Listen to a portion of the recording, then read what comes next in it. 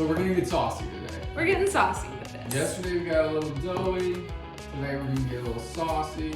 So we have two 28-ounce cans of tomatoes that we're gonna completely drain. You need a catchphrase when you throw something in there like that. Bang! Kabang! Swoosh! I waited years to obtain a Vitamix, so now that I have one, it stays on the counter as an idol for all to see. Kabang! Swing! So I'm adding half of a garlic clove because we don't want too much raw garlic going into this sauce. If you've ever eaten raw garlic before, you know it burns the entire time going down and it's actually painful. And we don't want to feel that when we're eating pizza. So half will do. And then we also are going to do 2 tablespoons of extra virgin olive oil and a dash of dried oregano.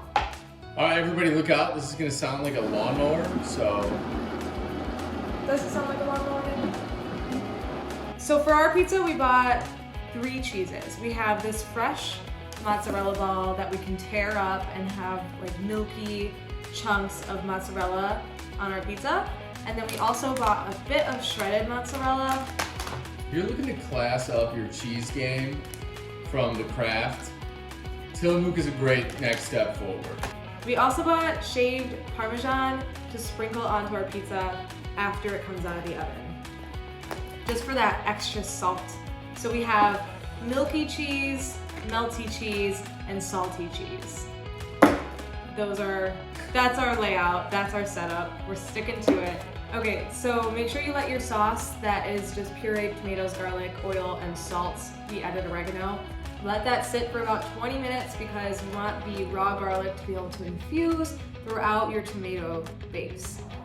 And we're letting our cheese sit out still, and we are ready to toss some dough. We're starting off by coating the pizza dough completely in a fine dust of flour just so that it doesn't stick to anything and I can work with it without it sticking to me. And then we're just gonna start off by dimpling it outward into a circle. How many times have you done this before? Once. This is my first time making pizza, you guys. But I read the instructions and I feel like I can really... This is my first time making pizza, you guys. This is Fargo style pizza. We oval it over here. I know Detroit did it square, we can do it oval. This is kind of the shape we've achieved, as I've shown you already. And I can't lift it up again because if I do, it will tear. So we're gonna do a tester pizza, but it's gonna be cheesy bread because we want to snack while we make the successful pizzas. Because our first one, there's no way we're gonna have a successful first pizza. I think I'm gonna try and copy Hungry Howie's because I really like crazy bread. And theirs is very buttery. So we're gonna do like a garlic butter and then we're gonna top it with the Tillamook shredded mozzarella and a little bit of garlic salt. I think that'll be delicious. No, that's too much garlic. If I'm doing garlic butter, I don't want garlic salt, just salt. And maybe a little oregano. See? Cooking is making it up as you go, you guys. Making that cheesy bread. So this is just our cheesy bread. We just have garlic butter on it and shredded mozzarella. And maybe I'll tear out a little bit of the milky mozzarella too, because that sounds delicious. You know, Kat, this cheesy bread's gonna be cheesier than half of your jokes. So my jokes are good, I know they're cheesy. but this is cheesier than it. And I didn't even use like a quarter thing of cheese. Okay. You know, Kat, this bread isn't as cheesy as half your jokes. Do you want more cheese on it? No. Stop it.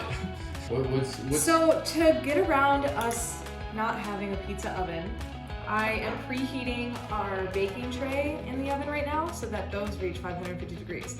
That means right when we put this pizza dough onto the baking tray, the bottom is gonna have the opportunity to crisp faster than the rest of the pizza can cook. Therefore, we should be able to achieve extra crispy crust if my calculations are correct, which they usually are not. We don't have the thing to pick up our dough. the Which is pizza gonna make shovel? it- We don't have. We don't have a pizza shovel, so we're gonna need to improvise. It's definitely not gonna work. Oh baby. Oh man. And then we're just gonna shape it on the tray. I think this is great. Might have to rethink our game when the actual pizza comes around.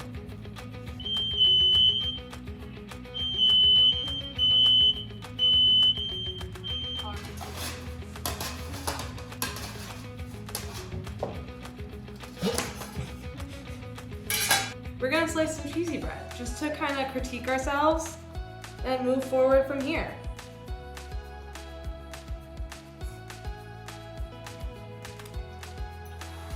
It delivers.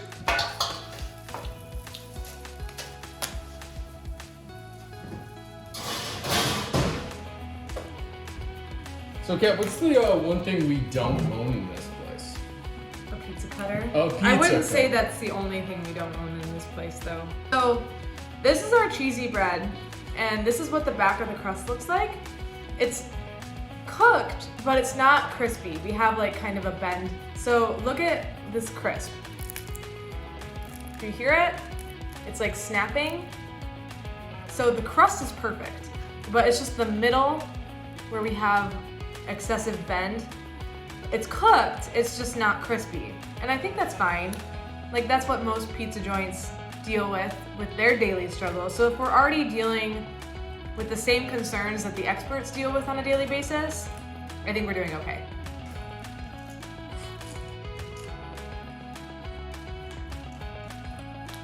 I think it's turned out pretty good. I'm telling you, I think we need that olive oil. Yes. So now that we've devoured the cheesy bread, clearly wasn't bad. Very good. We're ready for some pizza. What do you think? Let's get cheesy up in here.